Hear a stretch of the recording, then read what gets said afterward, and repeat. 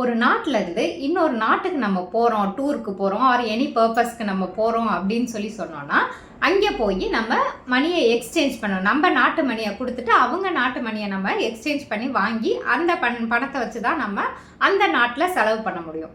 So இந்த மணி exchange பண்ணுறதுக்குன்னு ஒரு இடம் இருக்கும் இல்லையா, அந்த இடம் எப்போதுமே ஒரு க்ளோஸ்டு ரூமில் ஏசி போட்டு க்ளோஸ்ட் ரூமில் ரொம்ப ப்ரொடெக்டடாக தான் வச்சு மணியெல்லாம் எக்ஸ்சேஞ்ச் பண்ணி தருவாங்க. ஆனால் ரொம்ப கேஷுவலாக ரோட்டில் போட்டு பணத்தை போட்டு எக்ஸ்சேஞ்ச் பண்ணி தருவாங்க அப்படின்னு சொல்லி எங்கேயாவது கேள்விப்பட்டிருக்கீங்களா?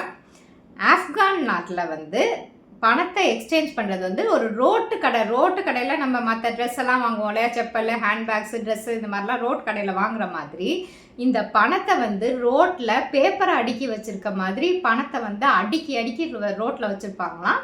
பணத்தை அங்கே தான் போய் கேஷுவலாக கொடுத்து எக்ஸ்சேஞ்ச் பண்ணி வாங்கிப்பாங்களாம்.